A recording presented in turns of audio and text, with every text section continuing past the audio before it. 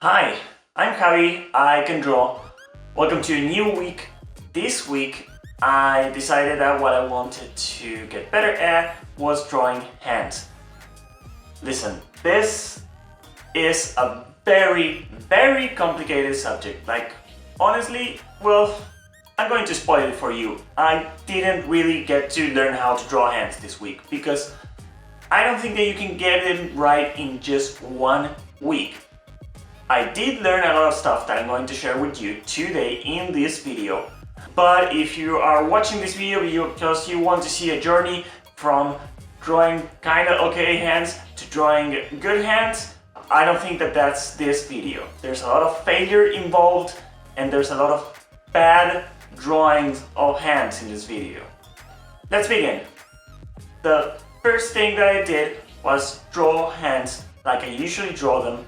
That is by trying to do this volume type of approach where I use different volumes to draw different parts of the hand. So I did this square shape, like kind of rectangle thing for the palm of the hand, and then I started doing tiny cylinders for each of the phalanxes in each of the fingers. Now the result was like, it's okay, everything looked really stiff. And when you start concentrating too much on each of the volumes, you lose the bigger picture. So I got these hands, they looked like hands, but they looked like stiff, dead, and the proportions were right, because when you're just fixing too much and just drawing one finger, you forget about the rest, and you know if you can't get away enough from the whole shape of the hand to get it right. So I decided that the best thing I could do was what I always do. I started doing some research on the web, and this is what I found. The kind of tutorials and videos and explanations that I found I kind of split in two. The first approach that is taking is the one that I used on yesterday's video. It's like purely volume based, and it has to do with what I talked about, like the square and the cylinders and all of that. I found great videos like from Jasa, one from Jim Lee at an expo. Jim Lee is a great comic book artist. I'm sure that you've seen like 1,000 drawings made by him. He's great and he's good at drawing hands, and he has some good advice in the video. You know, also Andrew Loomis, which is like one of the gods of anatomical illustration, explains how to draw hands this way. Another tutorial by Makani that it's on the Tumblr blog. And these are great explanations. It doesn't improve a lot on what I thought I knew. But then, and here it gets interesting, I found another approach on how to draw hands. And I'm going to name this approach the mitten approach. What it really talks about is that you have to approach the hand as if you had a mitten on. Like the whole fingers are just one volume. That once you figure out what movement that volume is making, you start using the anatomical volume-based approach to figure out what the fingers are going to do. But first, you treat them as one volume. There are two really good tutorials, one by Kimi, she's a great artist, and one by Shinkworks, that are basically two of my favorite tutorials on how to draw hands, and there are also some really good videos by Sikra and by Mark Creeley. All of these channels that I'm recommending with videos are really good channels about learning how to draw. I know that they're supposed to be like my competition or whatever, but they're good. If they're doing great material, I love sharing it. On top of this mitten-based approach, there is something else that some artists talk about that I found pretty interesting. That even when you're splitting the volume of the fingers, like you're trying to figure out these 4 fingers, you will see that these 2 fingers are always closer to each other. So once you figure out the first volume, the mitten volume, you can try to figure out these 2 with these 2 in the middle as one volume and then work them out. There's like first step, the mitten. Second step, fingers, but these 2 together, and then the third step, these 4 apart. Is that clear? And finally, I found like some tutorial that it's in a language that I don't understand, but I'm going to link it anyway, that talks about approaching the hand as if the hand was a piece of paper, like a folded paper. It's kind of like the mitten approach, But when I saw the tutorial, I was like, oh, this is interesting, so I'm going to try to use that to figure out how to draw hands as well. This is a very short video. You need to know this. All the tutorials I just mentioned are going to be linked below on the link that says all links here. Two dots. There you will be able to find links to all the tutorials I mentioned and also to a Pinterest folder where I have the other tutorials and reference and things that I found that I think that are useful and that you might find useful as well. So I looked at these tutorials and I liked the things that I found. I mean, instead of focusing on just one finger at a time, just focus on the overall movement that the hand is making, like one shape that encompasses all the fingers. One shape that encompasses all the fingers, and then try to, from that movement, try to get them individually. I really like that approach. I like the idea of a mitten. There was this whole paper sheet thing that I think that it's useful for the thumb, but I'm not so sure about it. And also the thing about how these two fingers, they're almost all the time they're closer than the rest, than, you know, these two fingers. So what I did now was I looked for a lot of photos on reference and tried to identify what makes a hand look natural and try to decompress the structure of the hand by using all the things that I learned in the tutorial, and this is what happened. Okay, so I found some stock images. I didn't pay for them, you can see that. And I am going to be drawing first on top of them to see if I can, you know, use the mitten technique to kind of see what the gestures are about. And then we're going to try to do it ourselves. Well, maybe today, maybe tomorrow. We'll see. Okay, so let's begin with this. Okay, so the mitten, right? The mitten said that you had to first draw something like this. That it looks like a slice of bread, right? And then, instead of doing each finger individually, you had to interpret all fingers as one.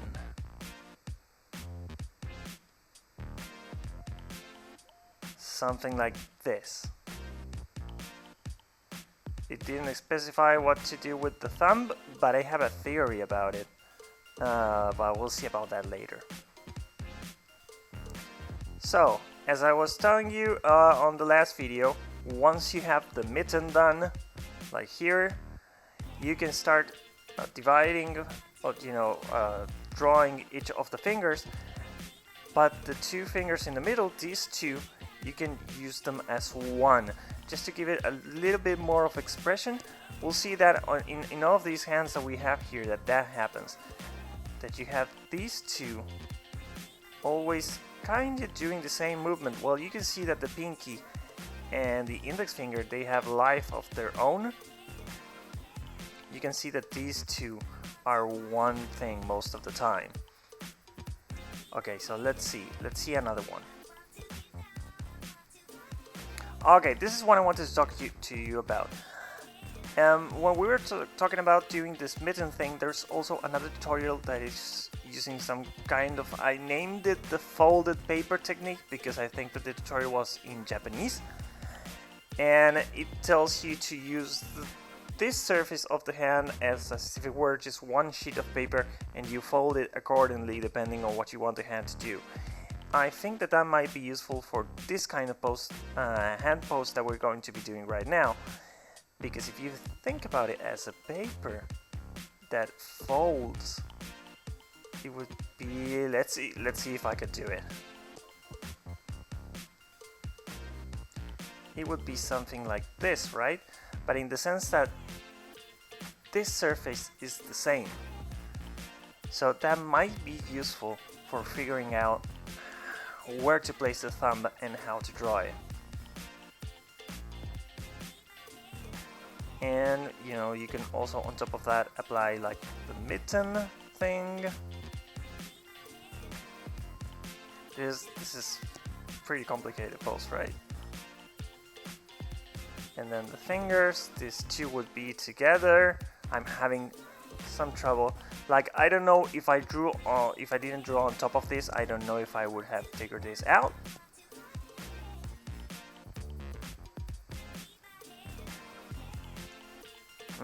Let's draw on top of the other ones and see. See, with this one we have the same situation. Let's first start with the slice of bread. Do you like that thing, like the slice of bread? Do you think it makes sense? Because if it were just a rectangle, you wouldn't have this curve here. So maybe sliced bread works. So you have the slice of bread here. Then you have the folded paper for the thumb. And then you have the mitten. A slice of bread, a folded paper, and a mitten. Now, what I find really challenging is like, well, for example, if I wasn't looking at this image, now, where would I figure the fingers would go? Like, one would be somewhere around here. The other two are together somewhere around here, and this like this. Okay, let's consider the movement a bit. Considering that you should be using the index and the thumb to grab something.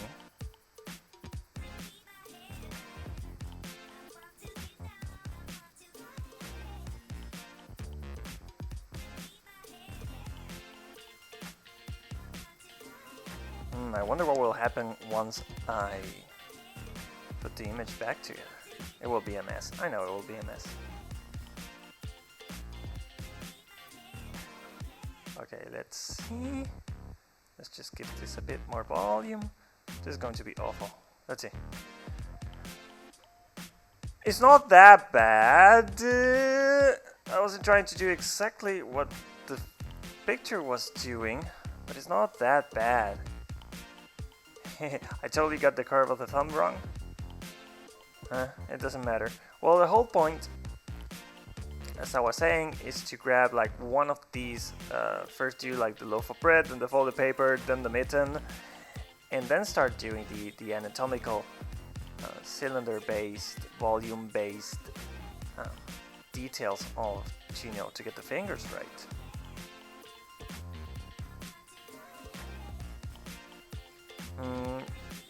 This one is too similar. Let's do this one. Okay, so sliced bread. Can you tell that depending on what the thumb is doing, if the slice of bread is going to be more curved or if it's going to be just plain like that? See, it curves the hand. This is not rigid, it moves. Okay, so this here, now for this.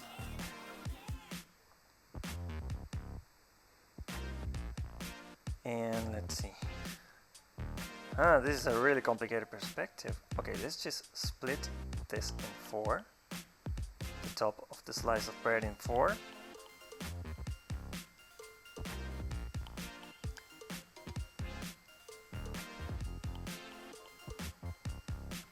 Like if I suddenly did this, would you kind of get what I was trying to do? Is this any of this working?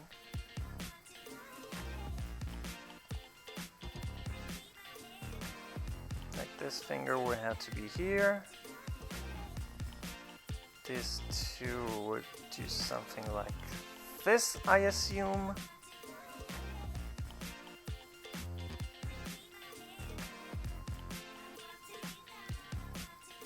Let me see.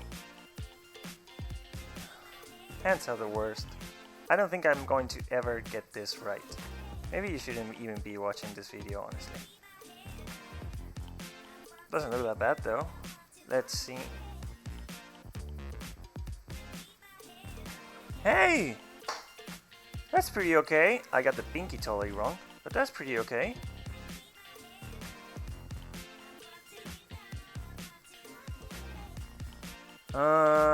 Okay, let's see this one.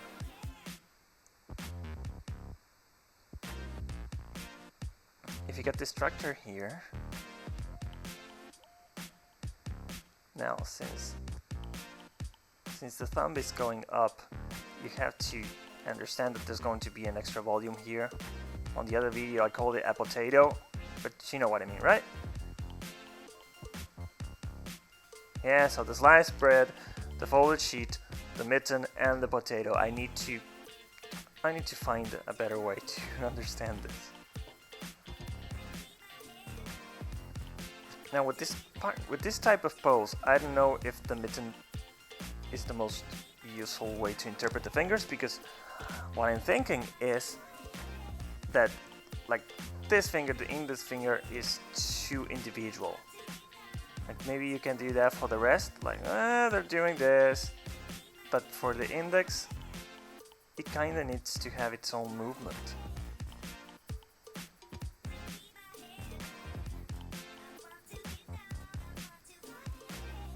That is actually something that some of the tutorials talked about. Like one of the tutorials that talk about the using the mitten approach for the fingers kinda uses the mitten for these 3 fingers, but it leaves the index finger apart. But I think it depends a lot of the pose of the hand that you're doing, that maybe you can use them together. Like if you're doing this, you don't need to do the index apart, right? Okay, so the slice of bread. This one is it's great for the mitten.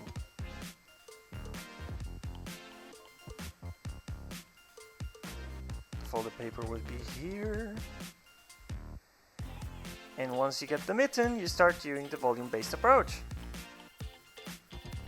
You know the pinky is going to be in one extreme, you know that the index finger is going to be in one extreme. And then for these two, well, if these two are really apart, you know that you're going to have some space here, right? I'm trying to figure this out as I shoot the video. So everything I'm saying, I'm just trying to figure this out aloud and live. Okay, let's move this to a side.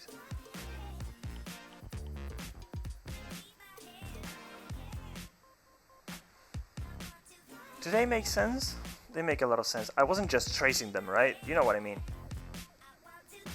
So after doing these drawings using reference, I felt like super confident. I was like, okay, I think I got it. I think I know what it takes to draw a good hand.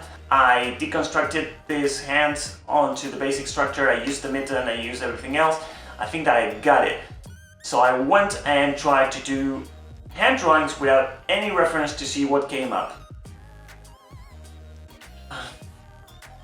I failed. I really failed. And you will see that in a second when I show it to you, but it's just, even though I got the basics right, the results are not what I would like to see. So check it out. I'm going to start with a few closed fists. This is kind of a box structure. I think that it should be pretty easy, except for like the thumb. And to get this tension here, you see how you can tell that the hand is really tense? You can tell like right here. That's what I'm going to try to get right.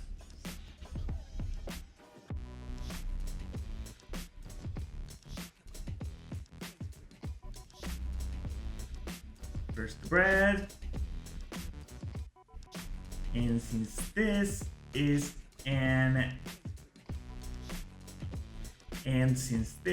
kind of a box-shaped thing, that will come here for the fingers, for this.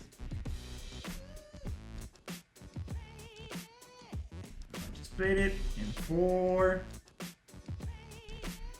I'm not going to be trying to be as realistic as possible because I want to do this fast so I don't bore you, but just stay with me.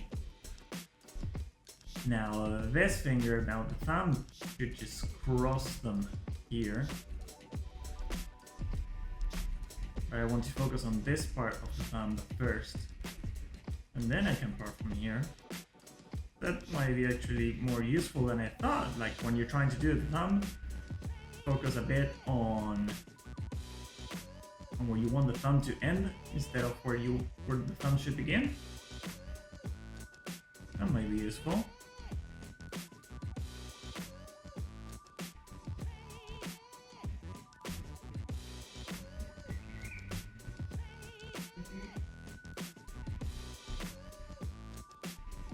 So, does it look like an okay closed fist? Because I don't think there's much work to do after this.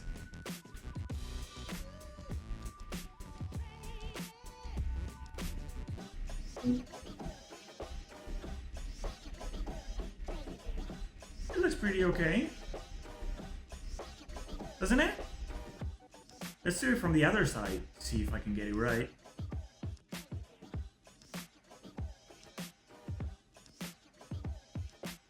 Boxy thing for the fingers. Now, something that I think that I'm always getting wrong are proportions. I really need to work on that. Because sometimes you might get the structure right, but if you're not getting the proportions right, it will still look off. Unless you're being like super cartoony. Which, if it looks good, it looks good.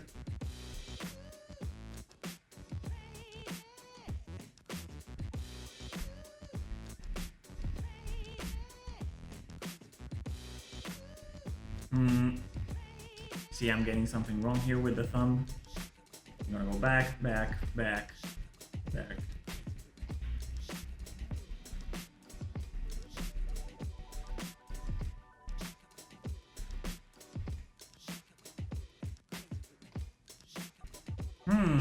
See, I'm using my fist as a reference to see if I'm doing everything right. And it's just, this part is huge. And then this comes here.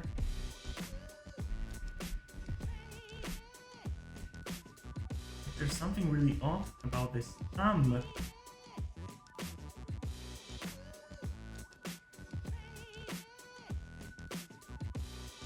Should be okay, but it isn't.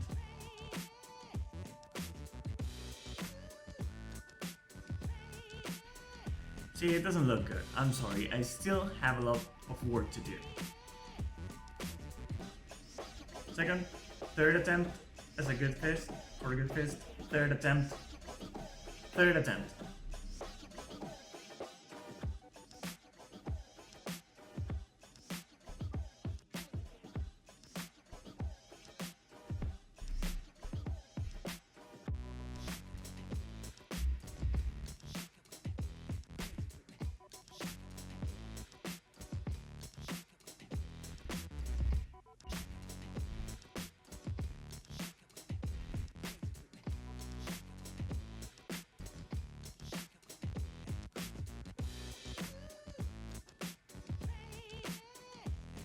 You have to use reference. It's just undeniable that you used to use your own hand to get it right.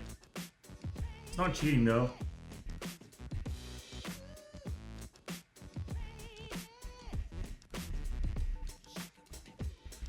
Now here I'm just getting sloppy. Sorry for that.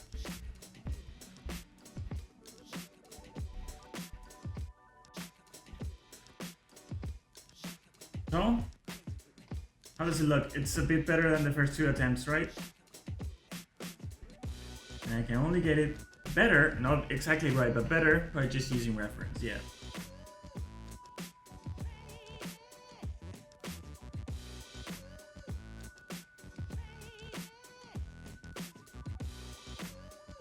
This should be a bit bigger. Everything should be a bit bigger.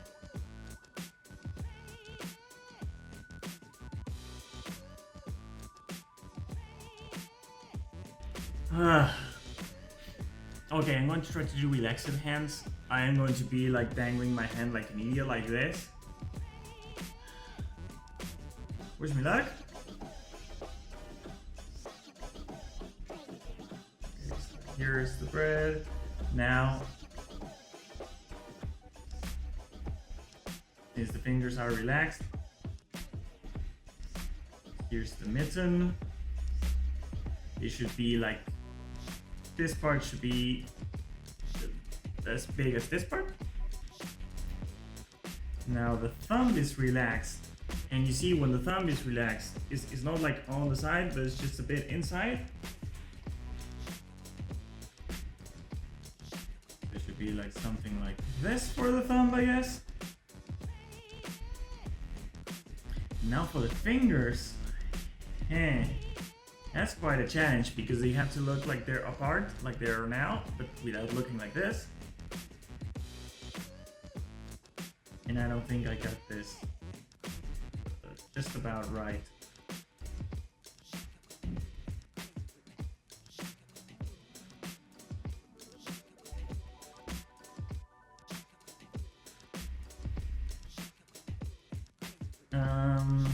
See, I think it could be worse.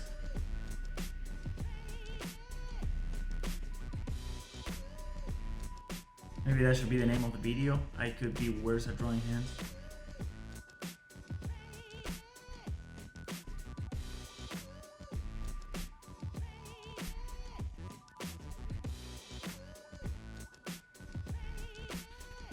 Okay.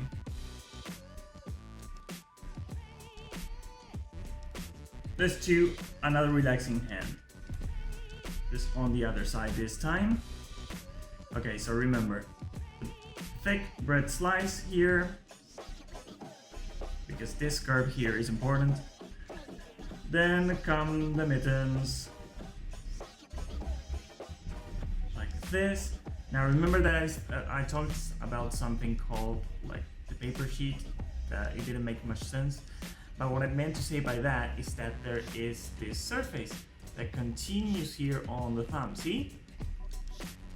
That's what I was talking about, and that's why I thought that it would be useful to get the thumb right.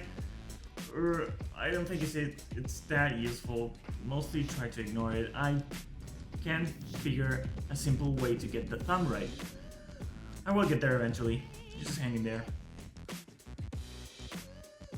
But in the meantime, let's just use this surface that continues like this. Surface continues here. Now see, just to show you that I'm putting the thumb on the side. Now with the relaxed hand, the thumb is just actually pretty much like all the surface inside. I'm doing just like this to see if that paper sheet approach actually is useful for something. I don't know. And here come the fingers.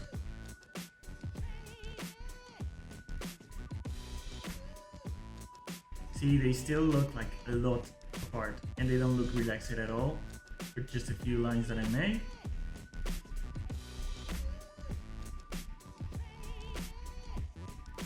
Maybe if I just curve them a little bit, because this is curved. This is not straight. So eventually you will see that this gets a lot together than this.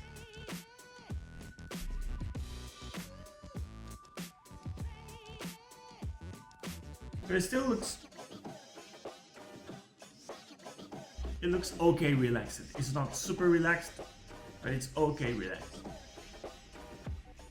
But you can see already that, you know, the basic structures are right, that what I'm missing is practice, right?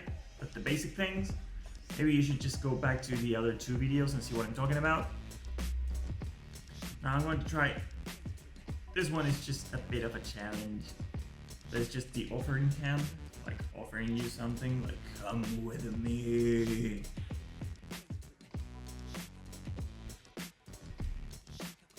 Now what I like about this, when I practice this one, is that this all curves, because the thumb is going to be like here in this offering thing. So this means that the bread slice is going to be all curved like this. And the mittens, if we're going to be using this perspective, is going to be curved something like that.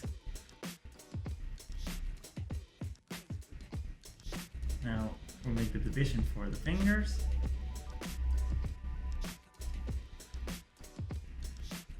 The surface of the pinky would be like this.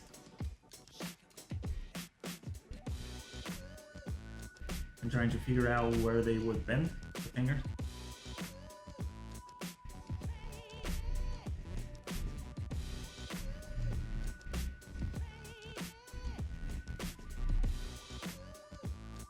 Does it look like an offering hand, like a hand offering something? Well, does it? It looks like a cartoony hand offering something.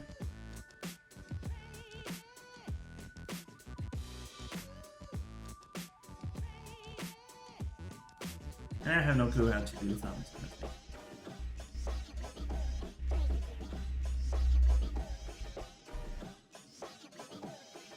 But if you were reading some sort of comic book, a cartoony style comic book, and a hand was offering you something like this, you would kind of understand what it's all about, right? You would kind of get it. So, that is not my brightest moment.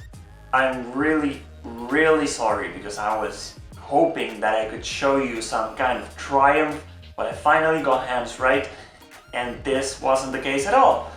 The good news is that I'm not giving up. So next week I'm going to keep on working on hands until I finally get them right, so maybe the magic number is 2 weeks instead of 1.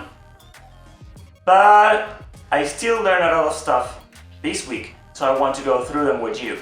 The first thing is like this structure, the palm of the hand, it has some kind of a bread slice shape because of this curve right here, like this curve. So instead of making a square or a cube, you just use this curve here, and it will also help you get the shape for these fingers as well. The second one is that, considering that this length is almost the same as this length, you can draw and you can get pretty much the proportions of the fingers right by just drawing some kind of mitten around the fingers that is going to give you some overall shape of the movement and the position of the fingers. And then you can start working individually on each finger. The first thing to know is that these two fingers, the middle finger and the ring finger, are going to be closer together than the index finger and the pinky. And once you have that structure already in paper, you can start working with all the volumes that we saw at the beginning of the video. I mean, you can start drawing like cylinders for each of the phalanx, and having that base, it may bring the hand a bit more alive. And I say I may because I still haven't figured it out yet.